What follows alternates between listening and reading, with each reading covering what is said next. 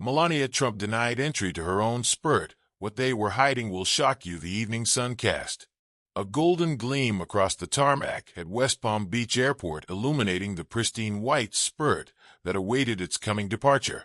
For Melania Trump, it was supposed to be another flawless flight. She approached the aircraft with her usual composed address, her acclimatized cream hose and silk scarf fluttering slightly in the breath.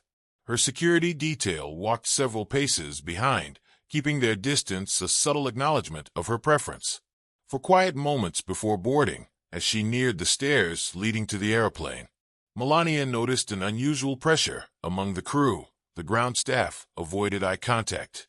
Their movements rushed and awkward. Commodity was off. Still she continued forward.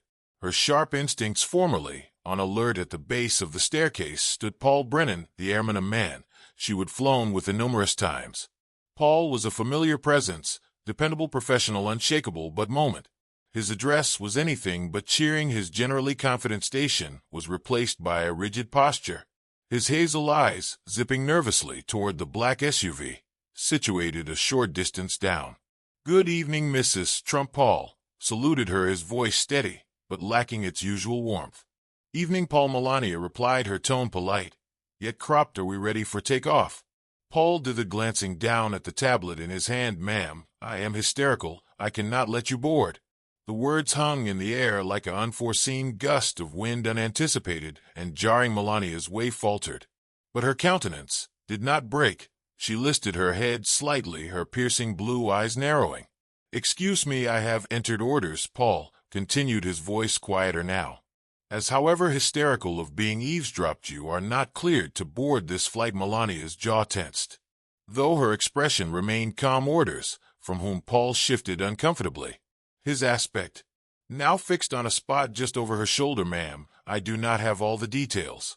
It's classified." Classified, the single word, carried a weight that made Paul blench.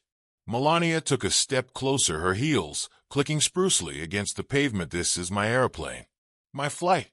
You will tell me who gave these orders and why." Paul raised a hand, went out as if to physically help her from moving forward. It was a bold move, bone, that spoke less of defiance and further of despair. "Help me, Trump, please. This is not about you. It's for your safety." "Safety," Melania repeated, her voice dropping to a dangerous calm, her eyes filmed to the black SUV, its windows impenetrably dark, and whose idea of safety involves keeping me off my own aircraft. Behind them the crew stood firm, their eyes zipping between Melania and Paul like observers doubtful of which side to root for. The pressure was palpable, the kind that made every small sound, every distant hum of a machine, every faint tail of the wind feel magnified. "I need answers, Paul," Melania demanded, her tone sharp enough to slice through the heavy air. "And I need them now." Paul dithered, his internal conflict written all over his face. His hand still blocked her path, but his resoluteness was wavering. "I am just following orders," he said eventually, his voice slightly above a tail. Melania's piercing aspect locked onto his implacable. "Also, you'd more tell me where those orders came from, because this does not end then." Paul's silence spoke volumes, and in that moment, Melania knew this was no ordinary detention. Commodity far bigger was at play, and she was determined to uncover it. Melania Trump's heels clicked sprucely against the tarmac as she stepped back from Paul Brennan, taking a moment to absorb the asininity of what she would just heard. Denied boarding her own spurt with no real explanation. It was unbelievable, yet then she was gaping down a man who had always been a picture of professionalism, but now sounded like a pack of jitters caught in a web of secretiveness. "Paul," she said, her tone colder, "now you are making a grave mistake. If this is some kind of misreading, I suggest you resolve it incontinently." Paul looked down, as if hoping the ground might swallow him whole. "Mrs. Trump, please understand, this is not particular. I have been given direct orders, and I cannot go against them." Melania's tolerance was wearing thin. "Direct orders? From whom?" "My staff, the airline." "Someone had better explain why." "I am being treated like a foreigner at my own spurt." Paul swallowed hard, his Adam's apple bobbing. "I cannot expose that, ma'am.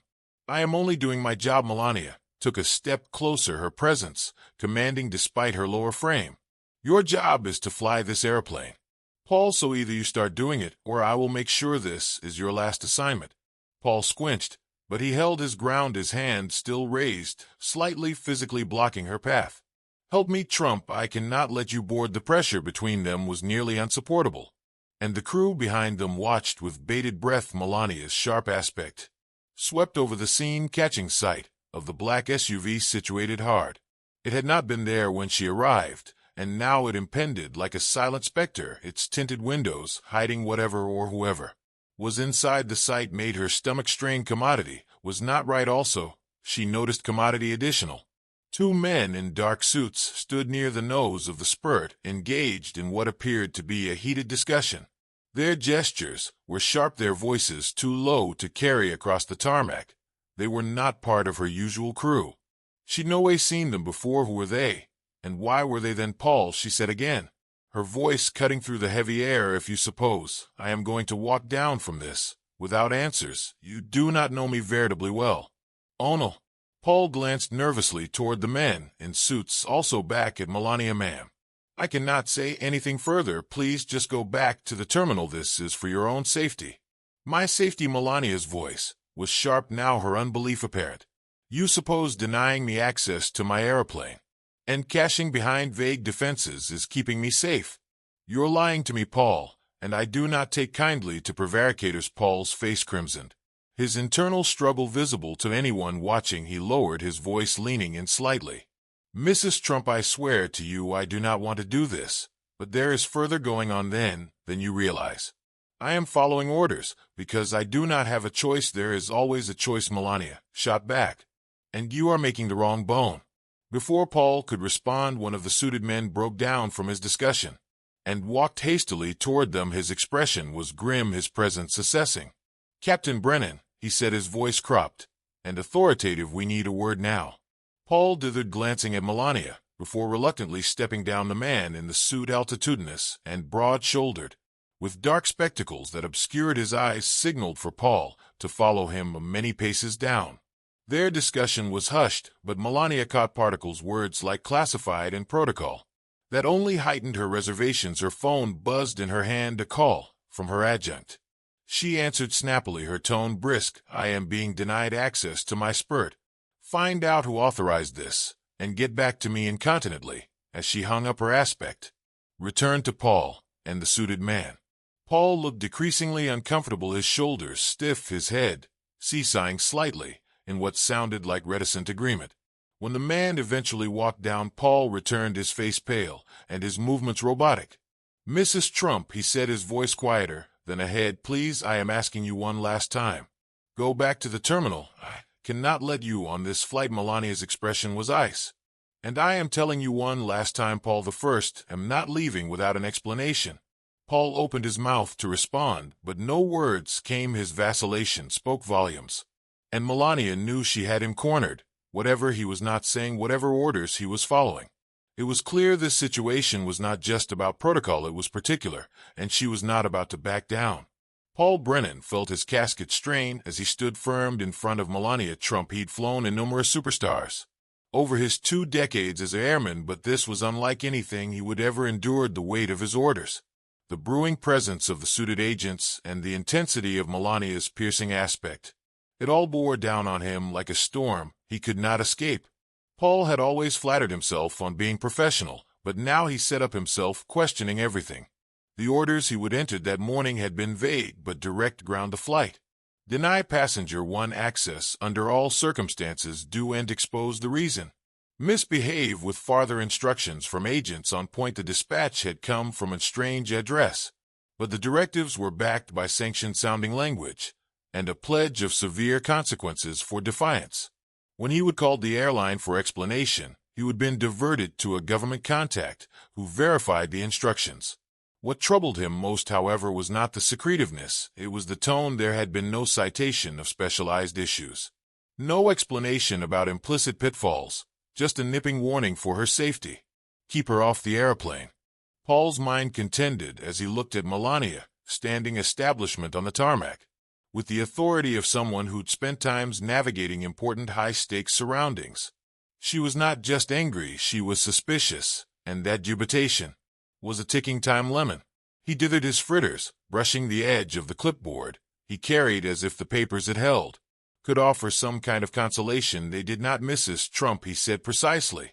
You're not just a passenger, your safety is paramount, and that is why these measures are in place. I cannot say more, but I need you to trust that this is for the stylish. Melania's eyes narrowed. You keep saying this is for my safety, but you cannot give me one concrete reason why. Do you indeed know why you are doing this, or are you just following orders like a robot? Paul squinched. Her words cut deep, not because they were harsh, but because they were true. He did not know why. He did not know who had issued the orders, or what they were guarding her from. All he knew was that his career, his character, and maybe indeed his freedom were on the line if he defied. He glanced toward the black SUV again. The men outside had not moved, but their presence impended over him like a shadow. He allowed. About his family, his woman, his 2 kiddies, and the life he would erected through times of hard work. Was he willing to risk all of that? Paul's studies were intruded by the sound of his name. One of the agents, Agent Graham, approached with quick, deliberate way. Captain Brennan, a word. Graham said, his tone sharp and commanding. Paul jounced, also turned back to Melania. Please, ma'am, stay. Then Melania crossed her arms, but did not argue her sharp aspect. Following Paul as he walked a many paces down with Graham, Captain Graham began in a low voice. You're doing fine. Stick to the plan. Keep her off the airplane and out of the circle. This is not a concession. Paul's jaw tensed. I understand that, but I do not feel like I have been given enough information to handle this duly. She's asking questions I cannot answer, and it's only raising that is not your concern. Graham replied. Your job is to follow orders, not question them. The less you know, the safer you're. Got it? Paul did not respond incontinently. He glanced back at Melania, standing near the stairs with a calm but determined expression, also at the black SUV. The words, the less you know, the safer you're, echoed in his mind. What exactly is on that airplane? Paul eventually asked. Graham's face darkened. You do not want to know, Captain. Trust me on that. Just do your job. As Graham walked down, Paul stood in silence. His studies swirling, he looked back at Melania, who had not moved. Her tolerance was easily wearing thin, but her resoluteness was stronger than ever. Paul knew he was running out of time to make a choice. He could moreover keep following orders and live with the guilt of no way knowing the verity, or he could take a stage and risk everything. Paul Brennan returned to the base of the stairs with the weight of Graham's words pressing on his shoulders. He looked at Melania Trump, who was now pacing slightly, her frustration slightly concealed behind her composed surface. Every instinct he'd screamed that the situation was far more dangerous than anyone was letting on. He just did not know how far it went or how important peril they were really in. Melania stopped pacing when she saw Paul approach. Her eyes narrowed. Well, are you ready to explain what is really going on, or am I supposed to keep playing this guessing game? Paul dithered his aspect, darted to the spurt, also to the black SUV still situated ominously in the distance. He was torn, caught between the orders he had been given and the growing consummation that commodity was deeply wrong. Mrs. Trump, he began precisely, I have done everything by the book my entire career. But right now I am not sure if following orders is the right thing to do. Her expression softened just slightly, but her voice remained firm. Also, do the right thing, Paul. Tell me what you know. Before Paul could respond, a low hum radiated from the direction of the airplane. Melania and Paul turned contemporaneously, their attention drawn to the cockpit. The airplane's supplementary power unit had been engaged, and the faint vibration in the air was unmistakable. Someone was preparing the spurt for departure. Paul's stomach sank. Who was in the cockpit? He murmured, further to himself than anyone differently. Melania did not stay for him to answer. She moved toward the stairs, her stride purposeful. But Paul stepped in front of her again, blocking her path. Mrs. Trump, stay for what? She shot back, her voice rising slightly. Someone's about to take off in my airplane, and I am supposed to stand then and let it be. Paul's hands gripped at his sides. Let me check first if this is what I suppose it's. He traced off his mind, contending. Melania did not move, but her eyes bore into him. You have 5 twinkles, Paul.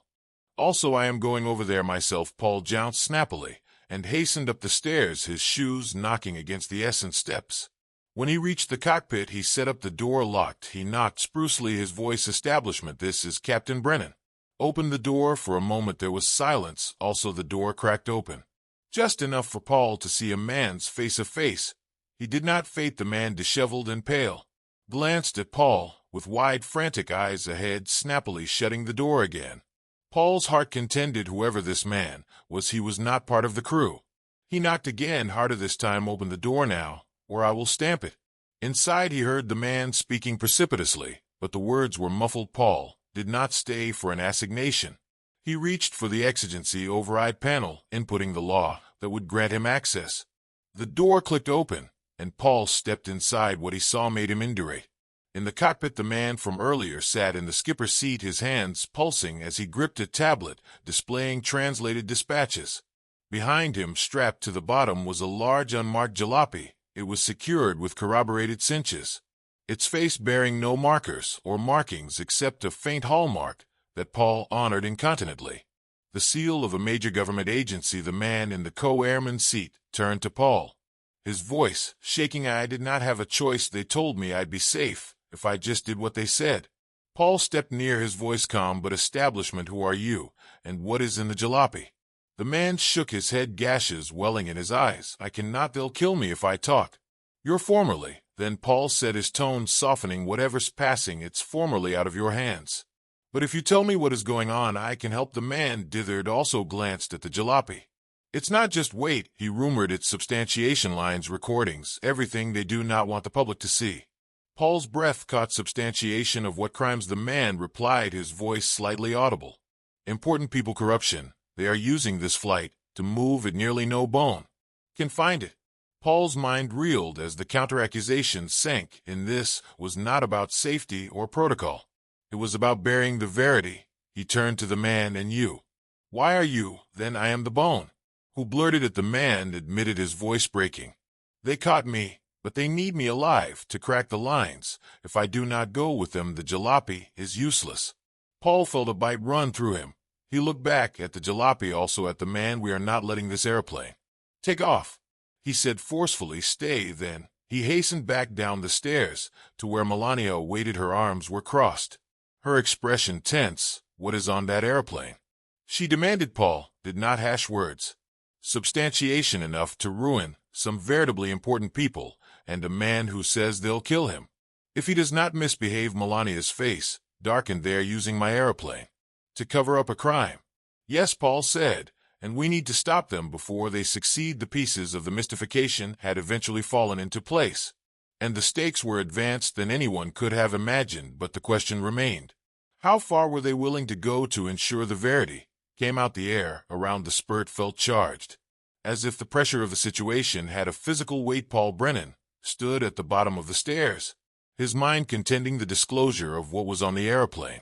The jalopy filled with substantiation, and the alarmed man forced to transport it was further than he could reuse.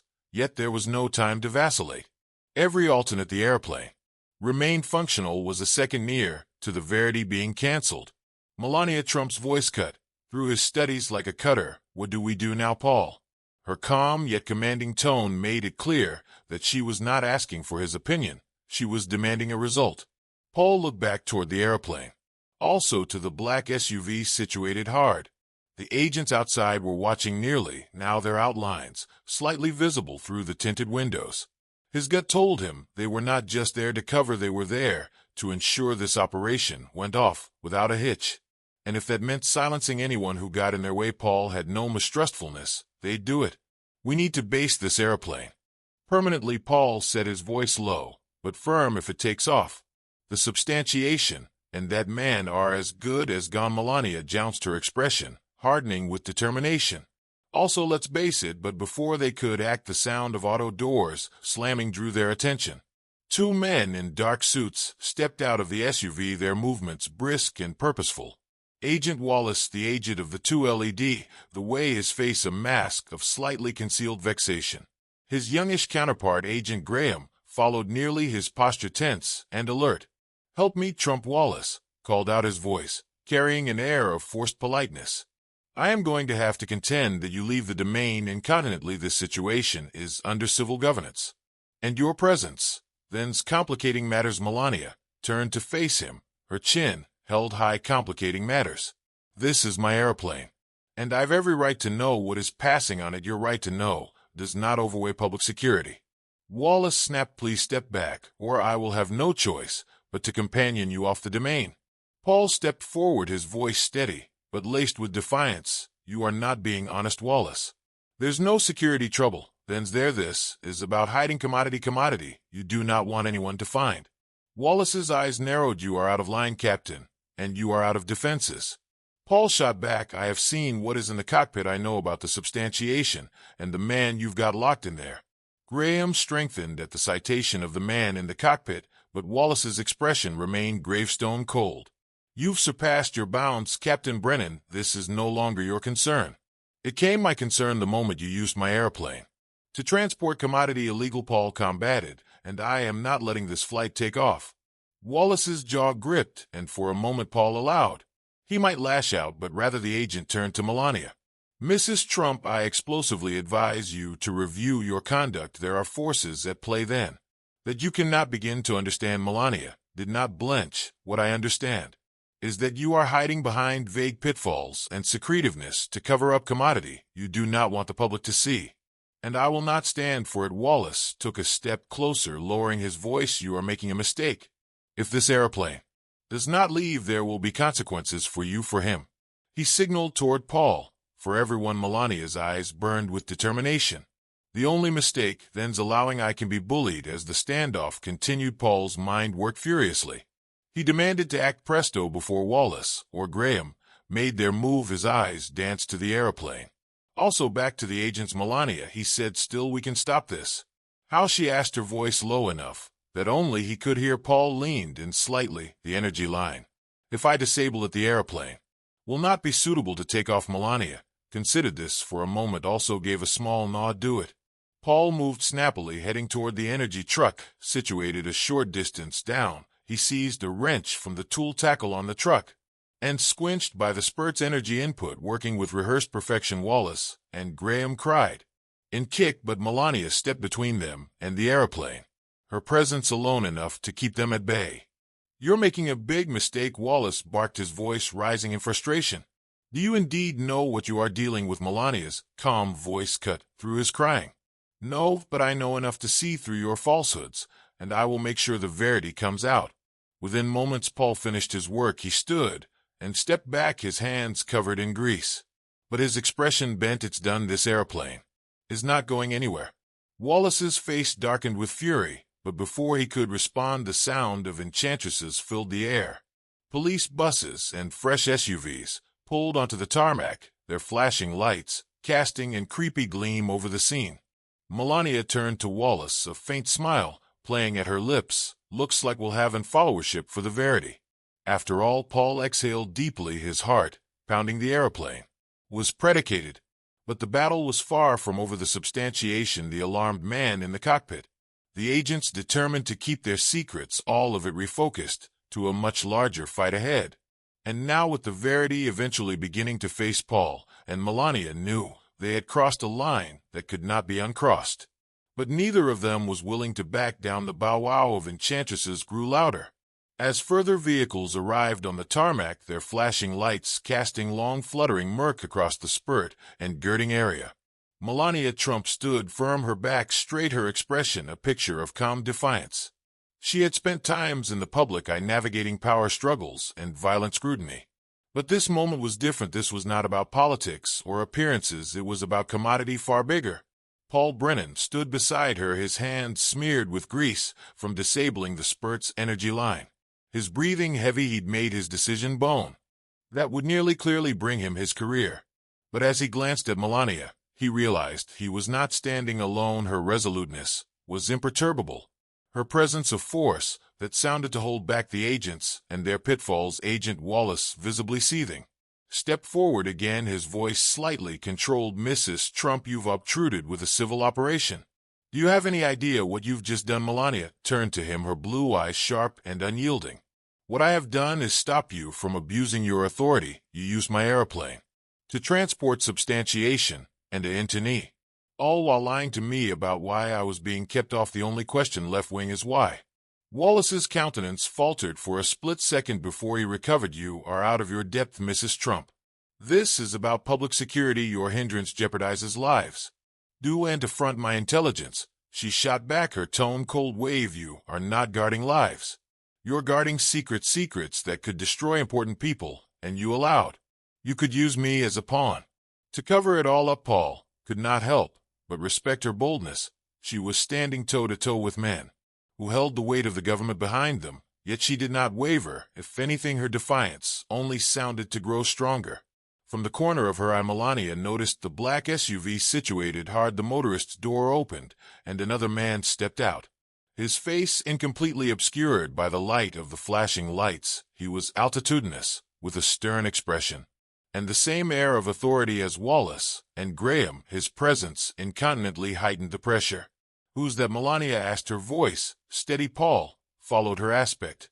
Another agent, presumably, or worse. The man approached with measured way, his aspect fixed on Melania.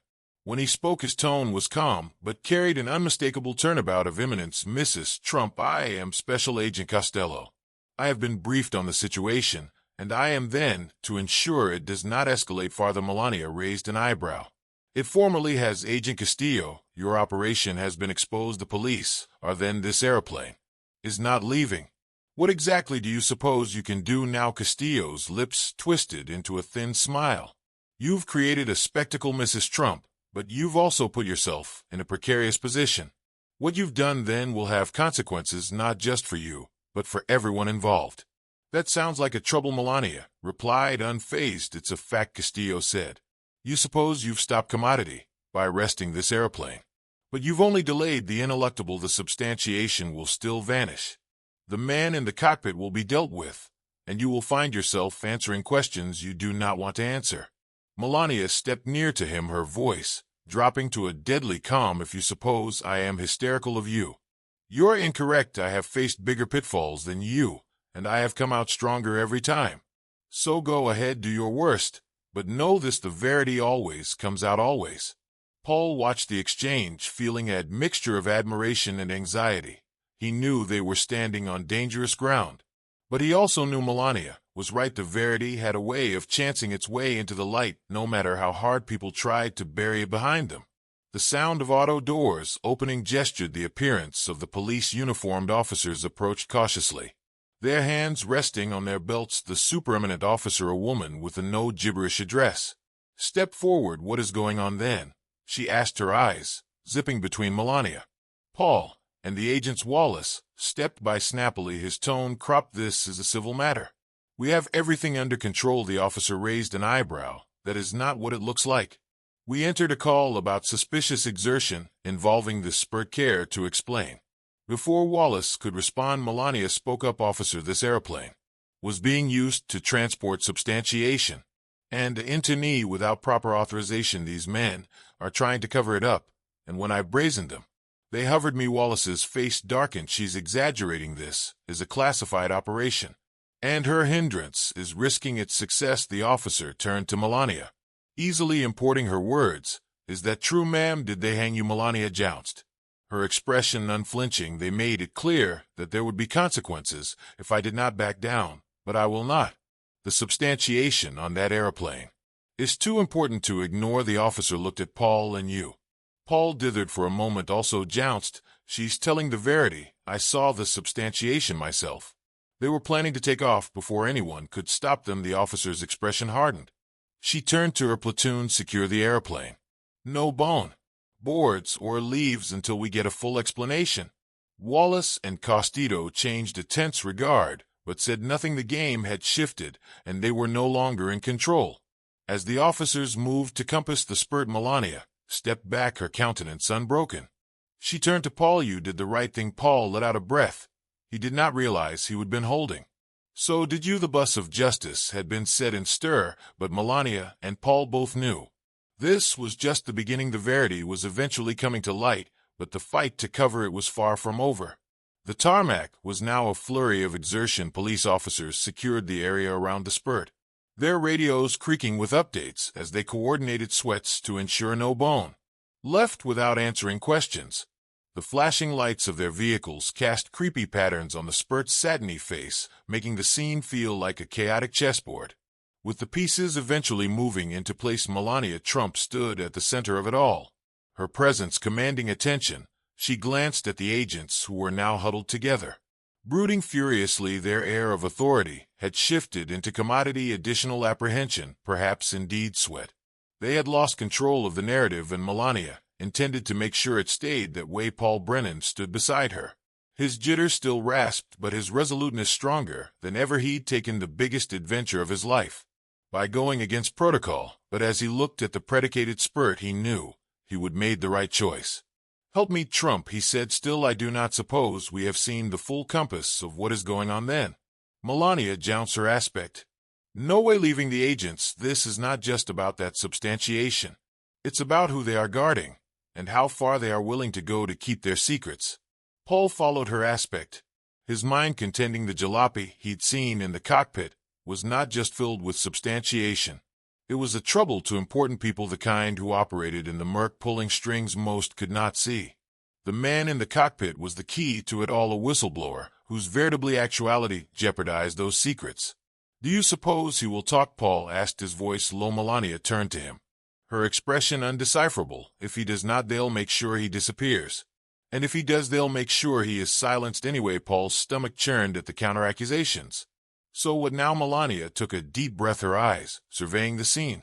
"We keep the pressure on. They operate in secretiveness because they calculate on fear and silence. The moment the public gets wind of this, their power starts to deteriorate." Near Special Agent Custodio broke down from the huddle, his face set in a mask of forced calm. He approached Melania and Paul with slow, deliberate way. "Mrs. Trump," he began, his tone measured, "I suppose it's time we downsize this situation." Melania raised an eyebrow. "Downsize? That is an intriguing choice of words, given that your operation involved kidnapping my airplane and hanging me." Castillo did not blench. "You misinterpret the stakes then. This is not about you, it's about guarding public security." "Public security," Melania repeated, her voice laced with misprision. "That is your reason for everything, is not it? What is really on that airplane?" "Agent Castillo, what are you so hopeless to keep retired?" Castillo's lips pressed into a thin line.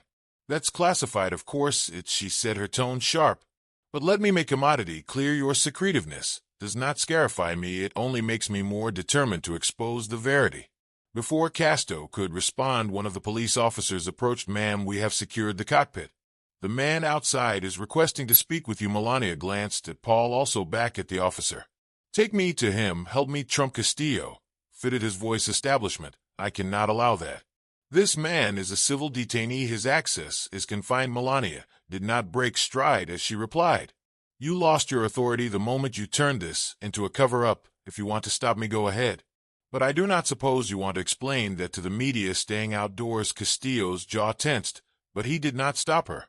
Melania and Paul followed the officer toward the spurt, their way purposeful. When they reached the cockpit, the door was open, and the man inside looked up with a mixture of relief and apprehension. He was youngish than Melania had anticipated, maybe in his medial 30s, with a haggard face and dark eyes that betrayed prostration.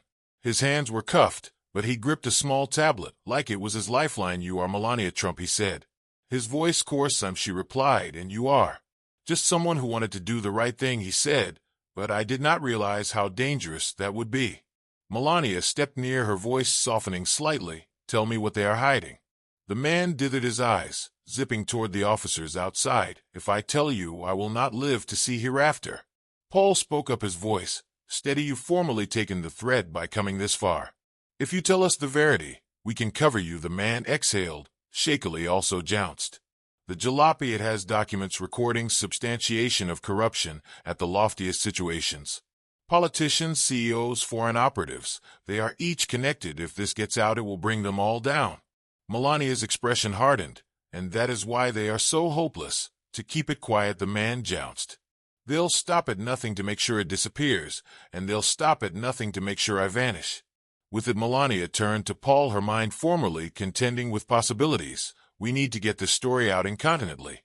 If the public knows, they will not be suitable to bury it." Paul jounced, but his eyes dallied on the man. "And what about him? They'll come after him no matter what." Melania looked at the man, her aspect steady. "We'll cover you. But you need to trust us." For the first time, the man's posture relaxed just slightly. He had taken the first step toward exposing the verity, but the fight was far from over, and Melania and Paul both knew that the battle ahead would test their courage and determination like no way before the verity was out. Or at least it was beginning to face the air on the tarmac, was still thick with pressure. But the drift had shifted. The police presence had grown stronger with further officers, digging through the spurt and canvassing the crew. The man in the cockpit, though visibly shaken, was eventually beginning to feel safe. He was no longer just a internee. He was the key to unraveling a massive web of corruption. Melania Trump stood outside the spurt, her figure illuminated by the flashing red and blue lights. She had been at the center of public storms ahead, but this felt different. This was bigger than her, bigger than any one person. As she surveyed the scene, she knew the battle ahead would be fierce. Important people wouldn't just roll over and let their secrets come to light. They would fight back with everything they had. Agent Wallace and Agent Castillo stood off to the side, their earlier confidence now replaced with quiet pressure. They had undervalued her resoluteness, her capability to acclimatize and act decisively, and now they were watching as the operation they'd so precisely orchestrated atrophied before their eyes. Paul Brennan joined Melania, his hands still smeared with grease from resting the spurt. His jitters were rasped, but there was a sense of relief in his posture. He'd made the right choice. Indeed, if it bring him everything. Mrs. Trump, he said, breaking the silence, we have stopped them for now. But this is just the morning. She jounced, her aspect fixed on the spurt. It always is. They'll regroup, find another way to hide this. But we will not let them. The verity is out now. And once it's out, it cannot be buried. Paul exhaled deeply. What happens coming? Melania turned to him, her expression establishment. We make sure the substantiation reaches the right hands. The media, the authorities, anyone who can shine a light on what is passing. Then, if we do'n't, they'll bury it. And this will each have been for nothing. Paul looked at her, a new setup, respect in his eyes. You really believe we can win this? I believe we've to try, she said simply.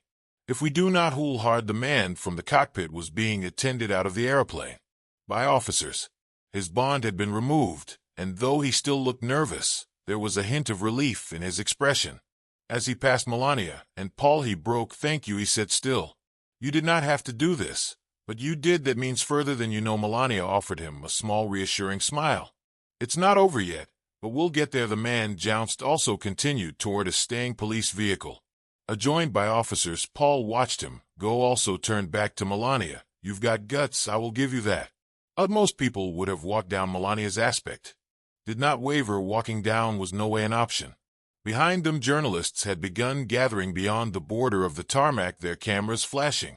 As they tried to capture the scene, the story was formally spreading, and Melania knew it was only a matter of time before the full verity came to light. She turned to face the cameras, standing altitudinous and composed.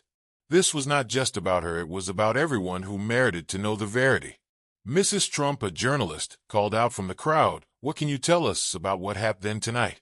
Melania broke for a moment, also spoke easily, her voice cutting through the noise. What happened then tonight is a memorial of how far some will go to keep the verity hidden, but it's also a memorial of how important it is to stand up no matter the cost. This is not over. The verity will come out. Her words hung in the air as the cameras captured every moment. Paul stood beside her, feeling a strange blend of prostration and stopgap. He'd taken a vault of faith, and now he was part of commodity much bigger than himself. As the crowd buzzed with questions and enterprise, Melania turned to him and said, still, this is just the morning. Paul jounced, also let's make it count. The story of courage and verity does not end then. It's a fight we all partake. Standing up for what is right, indeed, when it feels insolvable, is what makes change be. If this story reverberated with you, partake your studies below. Do not forget to subscribe and follow for more important stories of adaptability, justice, and the fight for what truly matters. Together we can keep shining a light on the verity.